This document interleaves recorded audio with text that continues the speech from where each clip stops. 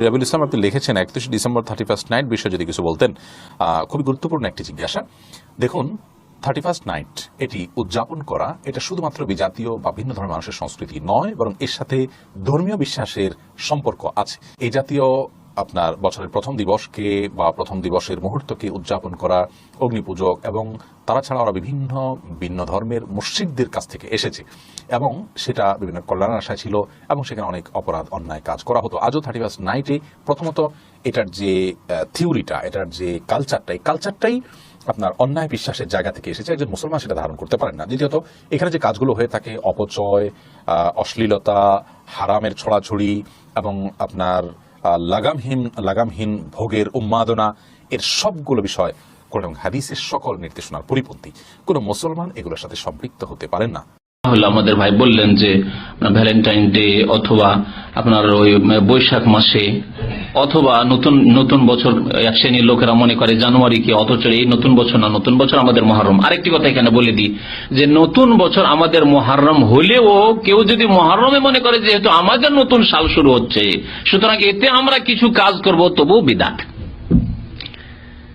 মুহররম মাসে আমরা পাঞ্জাবি টুপি লাগিয়ে একটা আমরা মিছিল করবো আর বলবো নারায়ে তাকবীর, আল্লাহু আকবার, হ্যাঁ, ইসলাম ইসলাম জিন্দাবাদ, এসব করেন আমাদের দেশের লোকেরা। তো তাই যদি করব তবুও বিদআত।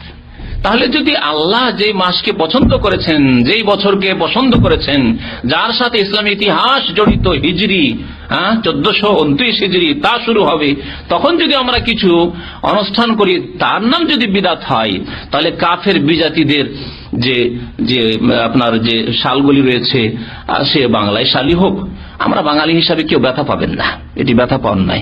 বাংলা সাল, বাংলার সাহিত্যের নায়ক কারা? বঙ্কিম, না হয় ঈশ্বরচন্দ্র বিদ্যাসাগর, না হয় রবীন্দ্রনাথ ঠাকুর, আর না হইলে বিবেকানন্দ, এইসব। হ্যাঁ, তাহলে আপনি বাঙালি বলে আপনাকে কেন কষ্ট হবে? আপনি প্রথম মুসলিম, সবকিছুর আগে আপনি মুসলিম, আপনার ইসলামের হেফাজত করতে হবে আর আপনার বাংলা সালের হেফাজত করতে হবে, এটি বড় অজ্ঞতা। আমরা যখন একেবারে জরুরি হবে তখন সেগুলি ব্যবহার করব, কিন্তু আমরা শখ করে ব্যবহার করব আর তার জন্য আমরা খুশি করব, বৈশাখী মেলা করব আর তাতে পান্তা ভাত খাবো, সবগুলি বিদআত।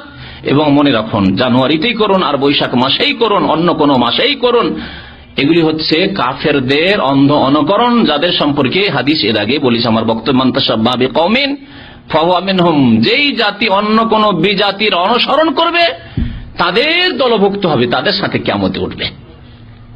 বেনামাজি যেমন কারণ, হামান আর ফেরাউন, উবাই বিন খালাফের সাথে উঠবে, কেউ যদি এইসব আচার অনুষ্ঠান করে তাহলে তাদের সাথে উঠবে। কেউ কি পছন্দ করেন যে আপনি রবীন্দ্রনাথ ঠাকুরের সাথে উঠবেন, আপনি বঙ্কিম চ্যাটার্জির সাথে উঠবেন? এসব পছন্দ করেন? হাইরে মুসলিম, যদি তাই পছন্দ করেন তো আপনার ব্যাপার।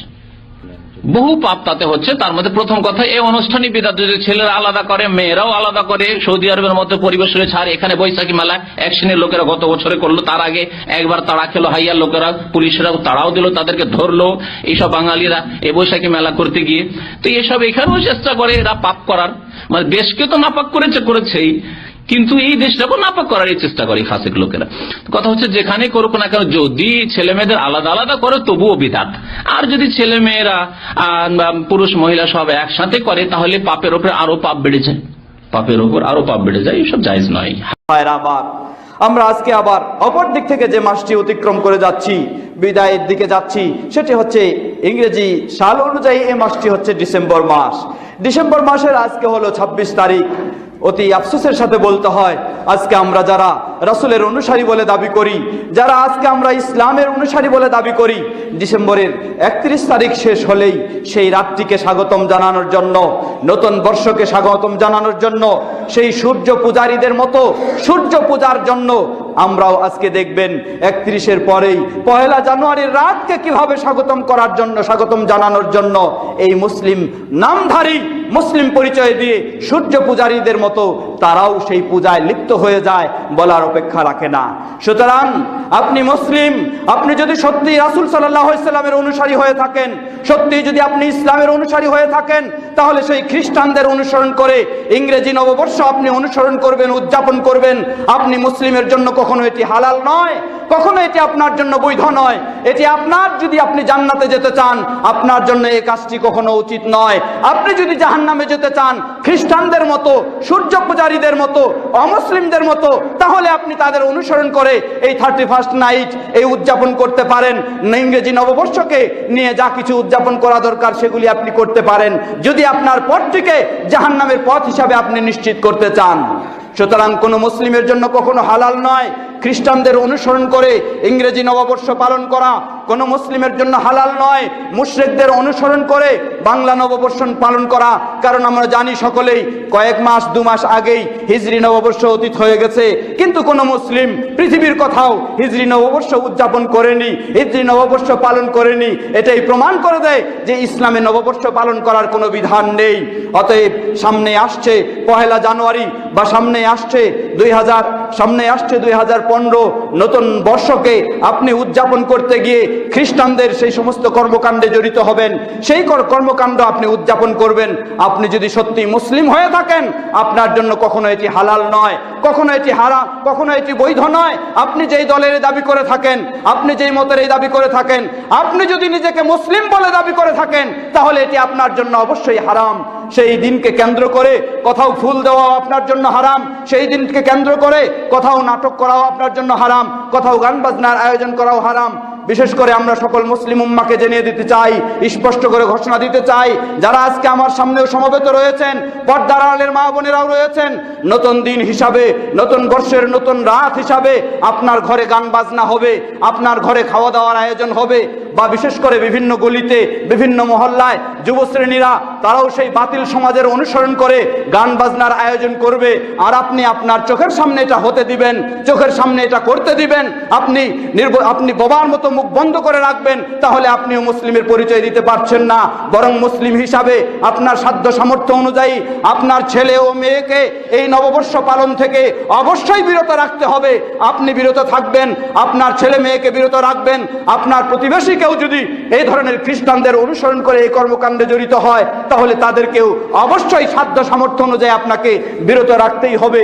কখনো নববর্ষের নাম দিয়ে, এই বাংলা ইংরেজি নববর্ষের নাম দিয়ে এই সমস্ত উদযাপন করা, বা এটাকে কেন্দ্র করে কোনো মেলার আয়োজন করা, কোনো খেলতামাশার আয়োজন করা, কোনো কনসার্টের আয়োজন করা, কোনো গান বাজনার আয়োজন করা কোনো মুসলিমের জন্য কখনো হালাল হতে পারে না। সুতরাং আমি মুসলিম হিসাবে আমি নিজেকে, উপস্থিত সকলকে, পৃথিবীর সকল মুসলিমকে এই স্মরণ করে দিতে চাই, অনুরোধ জানাতে চাই, আমরা মুসলিম, আমরা ইসলামের অনুসরণ করব, আমরা রাসূল সাল্লাল্লাহু আলাইহি ওয়াসাল্লামের অনুসরণ করব, আমরা রাসূল সাল্লাল্লাহু আলাইহি ওয়াসাল্লামের আদর্শের উপরেই থাকব। আমরা কখনো খ্রিস্টানের অনুসরণ করতে পারি না, আমরা কখনো ইহুদির অনুসরণ করতে পারি না, আমরা কখনো কোনো মুশরিকের অনুসরণ করতে পারি না। সুতরাং নববর্ষকে কেন্দ্র করে আরো বিভিন্ন সময়কে, প্রেক্ষাপটকে কেন্দ্র করে কখনো যেন আমরা মুসলিমদের অনুসরণের দিকে না যাই। আল্লাহ সুবহানাহু ওয়া তাআলা আমাদেরকে সেই ক্ষেত্রে সচেতন হওয়ার তৌফিক দান করুন।